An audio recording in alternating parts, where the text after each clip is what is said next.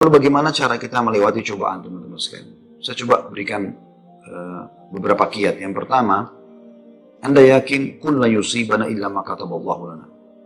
Allah mengatakan dalam Al-Quran, ya, katakanlah kami tidak akan ditimpa kecuali dengan apa yang sudah Allah catatkan buat kami. Memang Allah takdirkan di detik ini, di waktu ini sedang ada cobaan seperti itu. Tetapi ini harus dikemas dengan ayat yang lain, yaitu inna ma'al usri yusra. Fa inna ma'al usri yusra. Sungguhnya di setiap kesulitan akan ada kemudahan, di setiap kesulitan pasti ada kemudahan. Jadi saya yakin Anda masih banyak memiliki kemudahan. Seperti misalnya Anda masih bisa bernafas, masih bisa melihat, masih bisa mendengar gitu kan. Dan Allahu alam, mungkin Anda juga sampai hari ini 8 hari Ramadan Anda masih bisa ya, hidup, puasa, makan dan seterusnya. Tapi mungkin kekurangan karena pendapatan yang biasa rutin datang ini sudah nggak ada. Mungkin juga Allah Subhanahu wa Ta'ala menggerakkan beberapa hamba-hambanya yang memenuhi kebutuhan Anda. Teman-teman, coba bergantung kepada Allah Sang Pencipta. Dan jangan ragu tentang masalah itu. Bergantung kepada Allah Subhanahu wa Ta'ala. Saya ingin berbagi sebuah kisah. Menurut sebuah kisah seseorang yang sangat susah hidupnya. Dari orang-orang kisah klasik dulu tentunya. Dia sangat susah sekali hidupnya. Dan saking susahnya sampai dia bilang, dia ceritakan dirinya, saya cuma hidup dari pendapatan harian saya. Dia bilang satu waktu, saya keluar, ingin mencari rezeki, pada hari itu betul-betul tidak ada sumber rezeki. Kenapa yang saya dapat hari itu yang dipakai makan gitu. Dia bilang saya sudah keliling sana sini tidak ada makanan. Dan sampai saya tidak pulang ke rumah sampai di awal malam, selepas Isya lebih. Istri sama anak saya sudah menunggu. Kemudian saya pun pulang ke rumah. Begitu pulang ke rumah, dibuka pintu, disambutlah oleh anak dan istri. Dengan harapan selain menemui saya juga mereka berharap bisa ada makanan dan minuman seperti biasa. Tapi karena istri saya melihat di tangan saya tidak ada sama sekali bekal apa-apa, maka saya pun duduk, kemudian diberikan air putih, lalu dia bertanya, apa hari ini nggak ada bekal makanan? Lalu saya menjawab, sama sekali saya nggak temukan pekerjaan. Saya tidak tahu harus mencari di mana lagi. Lalu kata istrinya, lalu apakah kita harus tidur dalam kondisi kelaparan? Saya sama anak-anak betul-betul belum makan sama sekali dari pagi gitu. Maka kata dia, baik, saya istirahat sejenak, baru saya akan keluar cari rezeki lagi. Mudah-mudahan malam ini Allah berikan kepada kita. Kata istrinya, baiklah kalau gitu.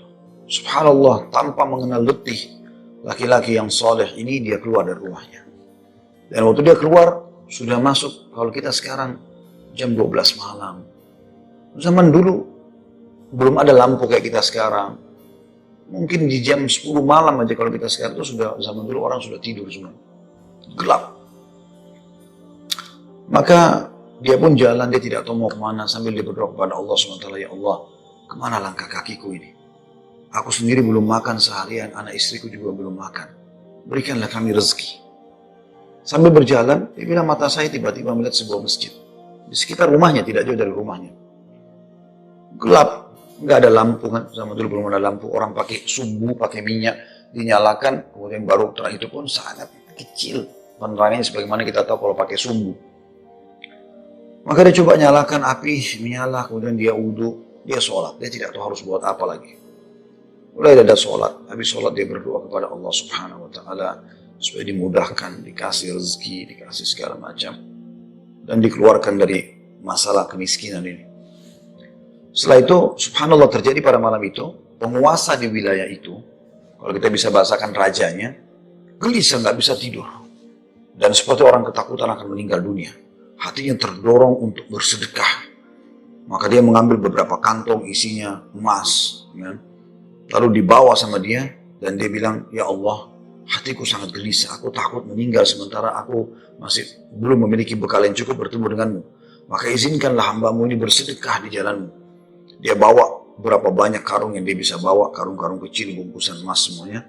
Dia naik kuda dan dia mengatakan, ya Allah, dan aku minta petunjuk kepadamu. Aku tidak akan memegang tali kekangan kudaku ini, aku biarkan jalan. Raja tidak minta dikawal oleh siapapun. Tergerak hatinya begitu. Subhanallah dia jalan. Jalan. Subhanallah ya, Maha Suci Allah, kisah nyata ini menjelaskan, kudanya berhenti di masjid yang ada orang soleh tadi yang susah itu. Dia juga heran, kudanya masuk di halaman masjid, diam di situ. Dia turun, apa ini rahasia? Kenapa Allah datangkan ke masjid ini? Dia bilang, saya masuk masjid gelap. Cuma ada satu saja sumbu lampu, ya, sumbu lilin. Kemudian saya mendengar seperti ada orang suara, ya, orang yang berbicara. Saya coba mendekati suara itu, ternyata orang yang sedang berdoa. Nah tadi orang yang miskin itu berdoa.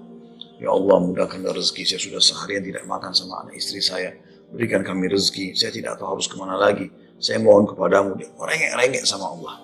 Raja ini dengar, maka raja itu menegur si orang tadi miskin ini. Setelah salam, dijawab salam, dia mengatakan, si raja ini bilang, saya dengar tadi keluhanmu kepada Allah Subhanahu wa Ta'ala. Saya kebetulan bawa beberapa kantong uang emas. Saya akan berikan kepada kamu sebagai sedekah. Dan ketahuilah saya raja di wilayah ini. Saya tadi gelisah, ingin sekali keluar dan bersedekah, dan Allah tunjukkan saya ke masjid ini. Mungkin kaulah yang Allah maksudkan. Dia bilang, lalu saya akan berikan kepada kamu uang ini sebagai sedekah di jalan Allah Subhanahu wa Ta'ala antara kita berdua dan yang ketiganya Allah. Dan saya berharap apapun yang kau butuhkan, datanglah ke istanaku setiap saat. Saya yakin Allah yang menggerakkan saya bertemu dengan kamu. Subhanallah, orang miskin ini luar biasa kalau punya keimanan. Apa yang dia bilang?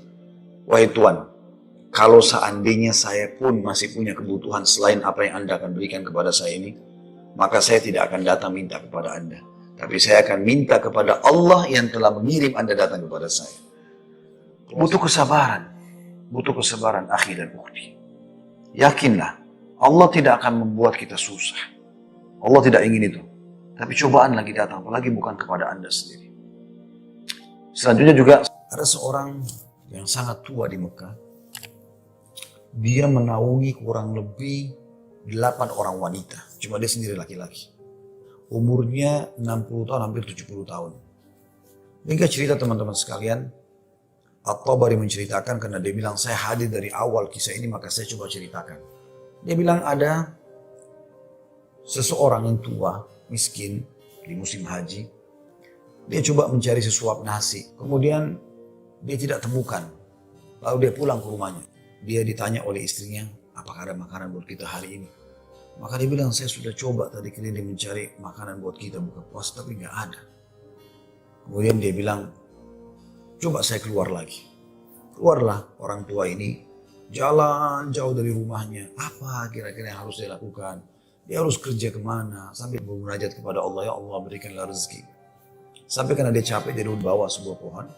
Kemudian dia sengaja tangannya dia menyentuh tanah yang ada di situ. Kemudian dia menyentuh seperti satu barang keras gitu. Waktu dia lihat ternyata ada kotak di sebelah dia. Dan kotak ini biasa dipakai untuk ngisi emas. Maka dibuka lah sama dia kotak tersebut, ternyata betul ada emas dalam. Banyak sekali. Kalau saya tidak salah waktu itu 1000 keping. Ini harta yang luar biasa. Nggak ada orang, di bawah pohon.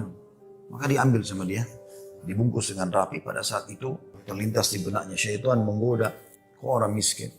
Kalaupun kau tidak mau mengambil semua, ambillah minimal 1 batang emas atau 1 koin dinar emas yang kau bisa infakkan untuk buka puasa keluargamu. Tapi dia melawan sambil dia mengatakan, tidak bisa, ini bukan hak saya. Kalaupun ini luqata ini seperti harta yang ditemukan. Kan itu syaratnya harus teman-teman sekalian diiklankan selama setahun ya. Selama setahun Anda iklankan, kalau sudah setahun baru bisa mungkin jadi hak milik Anda. Dia pulang ke rumahnya, lalu kemudian dia rencana tidak mau sampaikan kepada istrinya. Terus istrinya rupanya karena membuka pintu melihat ada di tangannya sesuatu. Maka istrinya bilang, apa kau sudah bawa bekal buat kami? Kata dia, nggak ada. Lalu kemudian dia mengatakan, tapi apa itu? Di bawah bungkusan kainmu. Dia bilang, ini bukan urusan kamu. Dia bilang, saya minta atas sama Allah, jelaskan apa itu. Karena istrinya membawa nama Allah, maka dia mengatakan ceritanya begini tadi. Istrinya perempuan miskin, dengar emas. Perempuan kaya saja dengar emas mungkin tertarik, apalagi yang miskin, yang susah gitu. Maka dia mengatakan, kalau gitu kita bisa gunakan, karena kita orang miskin dan itu harta yang kau temukan. Kata dia, tidak demi Allah. Kalaupun ini kita bisa gunakan setelah 1 tahun kita iklankan. Tidak boleh sembarangan. Maka istrinya bilang, kalau begitu minimal ambil 1 koin dinarnya. Kita pakai buka puasa. Halal buat kita sekarang, kita ini miskin sekali, nggak bisa apa-apa. 8 orang kau harus naungin sekarang. Dia bilang, tidak demi Allah. Kalau seandainya kau sentuh kotak ini ada yang kau ambil, demi Allah kau saya ceraikan. Istrinya kaget dengan kata-kata itu, akhirnya dia lihat keseriusan suaminya, tidak berani juga. Disimpanlah di rumahnya. Akhirnya tiba waktu buka puasa, mereka buka puasa apa adanya, air putih saja, roti-roti kering ada di rumah, itulah yang dimakan sudah. Besok pagi, selepas sholat subuh di Masjid Haram, orang tua ini pas keluar, ternyata ada satu orang dari Khurasan naik di atas sebuah batu dekat Masjid Haram lalu teriak-teriak. Dia mengatakan, wahai muslimin, wahai hamba-hamba Allah, saya kehilangan sebuah kotak isinya 1000 dinar emas.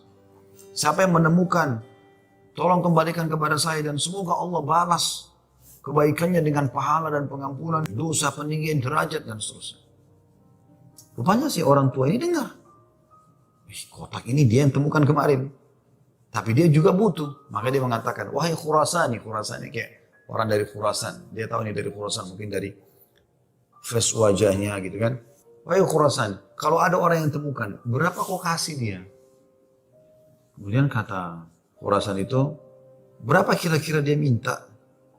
Kata orang tua ini, minimal kau kasih dia setengahnya. Kata orang Khurasan, tidak bisa. Kalau begitu, kasihlah berapa yang kau mau. Mungkin 1/10-nya.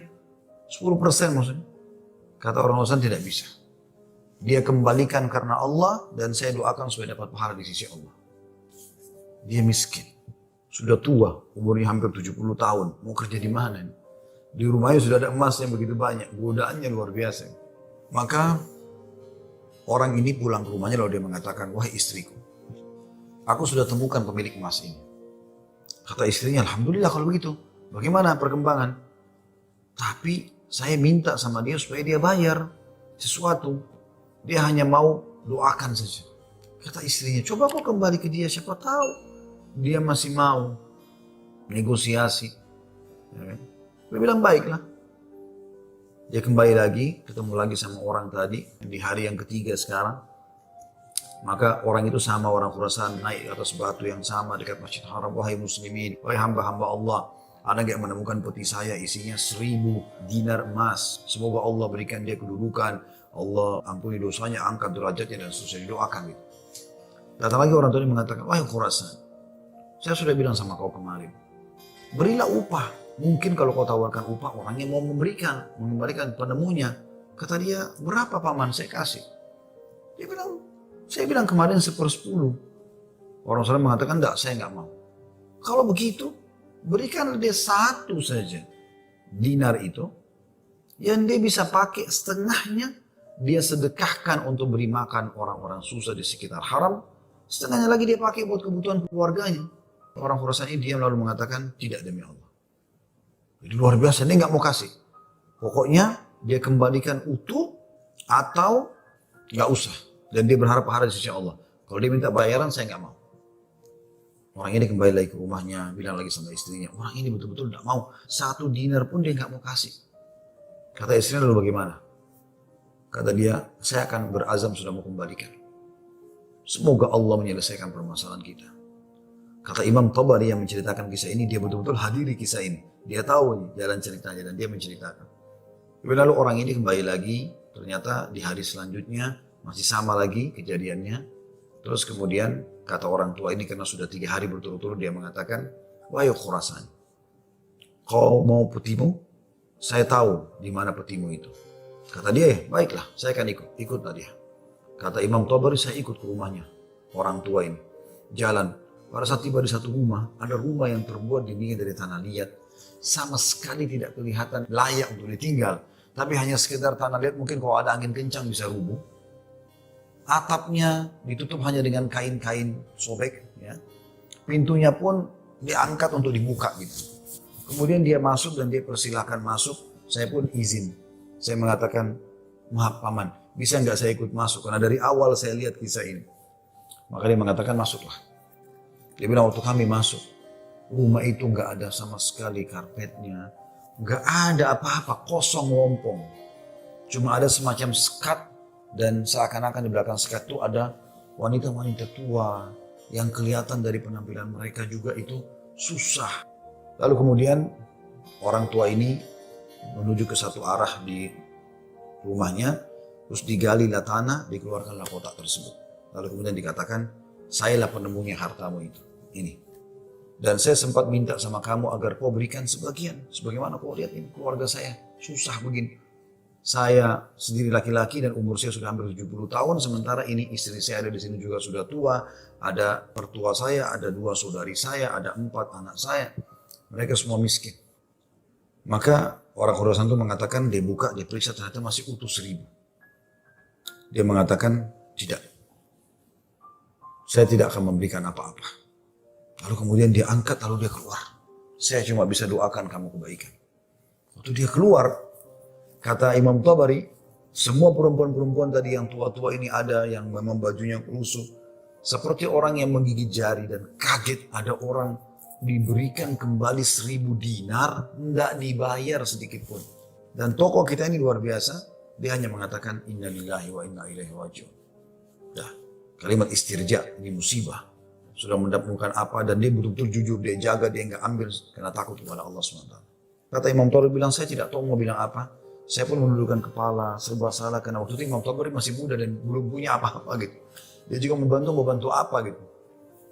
Dia bilang, tiba-tiba ada yang ketuk pintu. Lalu pemilik rumah ini buka, ternyata orang Khurasan tadi kembali lagi. Kata dia, ada apa wahai Khurasan? Istilahkan Khurasan ini maksudnya nisbat kepada negeri Khurasan itu ya. Kata orang Khurasan itu, bisa saya masuk? Kata dia, baik silahkan masuk. Masuklah dia. Kemudian dia mengatakan begini ceritanya. Saya ini punya seorang ayah yang meninggalkan 3 peti emas seperti ini. Masing-masing isinya 1000 dinar emas. Ayah saya waktu meninggal dia mengatakan 1 kotak berarti 1000 dinar emas kau bagikan sebagai wasiat. Itu sudah banyak sekali. 1 kotak 1000 dinar emas lagi kamu gunakan untuk pergi haji kalau aku meninggal. Dan 1 kotak dinar emas lagi sepertiga hartanya maksudnya itu kau berikan kepada 1 orang yang sangat miskin dan susah. Saya ingin supaya mereka jadi baik kehidupannya. Maka dia bilang orang Khurasan ini, itulah sebabnya wahai paman, saya tidak mau memberikan 1 dinar pun. Karena ini amanah orang tua saya. Tapi demi Allah, setelah saya keluar dari sini, saya tadinya memang mau menguji, mau melihat apakah Anda betul-betul susah atau tidak. Ternyata sudah saya lihat tempat Anda dan saya keluar, Anda pun tidak marah, tidak apa. Maka saya melihat Anda orang yang paling layak untuk menerima. Maka ambillah ini semua sedekah atas nama ayahku. Kata Imam Tabari, tiba-tiba orang itu taruh, kemudian dia lari, pergi. Saya berusaha mengejarnya, ingin mengucapkan terima kasih bersama pemilik rumah. Kami sudah tidak bisa melihatnya, dia sudah hilang. Kemudian saya pun dipanggil kembali oleh pemilik rumah. Duduk, kemudian dibukalah pada saat itu kotak itu. Lalu mulai dia panggil ke 8 wanita yang ada di rumahnya itu. Kata Imam Tabari, demi Allah dia mulai membagi kepada kami rata. Karena jumlah kami 10, maka kami masing-masing mendapatkan 100 dinar. Setelah selesai, lalu dia mengatakan kepada istrinya, wahai istri, bukankah ini lebih baik setelah kita sabar sedikit? Allah menjadikan semua jadi milik kita. Daripada kemarin kamu ambil 1 dinar tapi haram. Kemudian dia balik kepada saya, kata Imam Tabari, dan dia mengatakan, demi Allah, baju ini yang saya pakai, dia bilang, hanya ini baju yang utuh di rumah kami. Sebagaimana kau lihat baju-baju ini semua dipakai oleh keluarga aku, tidak ada yang layak dipakai sholat. Jadi kalau waktu sholat tiba, saya sholat dulu, kemudian saya sembunyi di satu tempat, baju ini saya buka, dipakai oleh istri saya, dipakai sholat. Habis itu dibuka, dipakai sholat oleh mertua saya, dibuka, dipakai sholat oleh saudari saya, oleh anak saya. 1 baju. Kata Imam Tabari, saya berterima kasih padanya, kemudian saya pergi. Saya menemukan harta itu sangat berkah dalam hidup saya, dia bilang. Beberapa tahun kemudian saya datang lagi ke Mekah, saya datang ke alamat yang sama, rumah itu sudah tidak ada, saya cari tahu ternyata orang tua ini sudah meninggal, dan saya temukan anak-anaknya yang perempuan 4 itu semua menikah dengan tokoh-tokoh masyarakat Mekah, orang-orang kaya, dan keluarga mereka menjadi orang yang mampu semuanya. Selanjutnya juga saya sarankan sunnah Nabi SAW, kalau kita sedang diberikan cobaan, lihat orang yang di atas kita. Lihat orang yang lebih susah. Kalau kita pincang, na'udzubillah, puntung kakinya 1, lihat orang yang puntung kakinya 2. Puntung kakinya 2, lihat orang yang juga puntung tangannya. Puntung kaki dan tangannya, lihat orang yang buta. Selalu orang yang lebih susah. Sehingga kita selalu tahu nikmat Allah begitu besar kepada kita. Kadang-kadang teman-teman saya lihat ada orang berkeluh kesahnya luar biasa, padahal sebenarnya masalahnya kecil dalam hidupnya. Masalahnya masih bisa dia laluin, tapi dia besar-besarkan masalah itu. Sehingga akhirnya dia tidak bisa melalui cobaan dengan baik. Apa kata Umar radhiyallahu anhu tentang masalah ini? Orang yang Allah berikan cobaan kepada dia, dan pasti Allah akan uji hamba-hambanya. Sebagaimana Allah jelaskan dalam surah Al-Baqarah, ayat 155 ya. A'udzubillahi minasyaitonirrajim. Walanabluwannakum bisyai'in minal khauf. Kami pasti akan menguji kalian dengan sedikit takut. Minal khaufi wal ju', rasa lapar. Wa naqsi minal amwali wal anfusi was thamarat, dan kekurangan jiwa. Yang orang kita cintai meninggal, harta juga kurang, hasil panen juga kurang, pekerjaan tidak ada, di PHK kayak sekarang masa pandemi. Wabasyirus sabirin, dan sampaikan berita kepada orang-orang yang sabar. Siapa mereka ya Allah? 156-nya. Alladzina idza asabatuhum musibatun qalu inna lillahi wa inna ilaihi raji'un. Mereka yang kalau ditimpa musibah mereka mengatakan kami milik Allah, kami akan kembali kepada Allah. Lalu Allah bilang apa? Ulaika, mereka lah. Alaihim salawatu min rabbihim wa rahmah. Mereka akan dapat ya, jalan keluar dan rezeki dari Tuhan mereka. Wa ulaika humul muflihun, dan mereka adalah orang-orang yang beruntung. Dari sini teman-teman sekalian, Anda sabar dalam melaluinya dan lihat orang yang lebih berat. Insya Allah akan ada jalan keluar, tidak mungkin tidak. Yang penting teman-teman, di saat kita lagi genting, terus bergerak, terus berusaha, terus ikhtiar, terus berdoa kepada Allah SWT. Saling dukung-mendukung, jangan saling menyalahkan. Jangan Anda menyalahkan suami yang mungkin lagi stres juga pengen cari kerjaan. Jangan juga suami berhenti total dari usaha. Apa saja. Mungkin rezeki Anda ada pada tetangga Anda, mungkin ada rumah yang mewah, yang bagus di dekat rumah, tawarkan diri. Betul-betul masa pandemi ini saya kuli bangunan, saya nggak bisa kerja apa-apa, rumah saya di sebelah sini. Ada yang bisa saya kerjakan, bersihin kebun kah, ke taman kah, di sini. Apalah ya, cuci mobil, kan bisa apa saja. Mungkin rezeki di situ. Siapa tahu Allah SWT gerakkan mereka orang-orang kaya tetangga Anda itu, justru mereka bisa menyiapkan buka puasa, sahur, alhamdulillah, kehidupan bisa berjalan, gitu kan? Maka Allahu a'lam, itu yang saya bisa kasih jawaban, karena saya juga merasa prihatin dengan keadaan ibu dan suami dan semua muslim yang sedang tertimpa seperti ini. Semoga Allah SWT memberikan kita semua jalan keluar yang terbaik.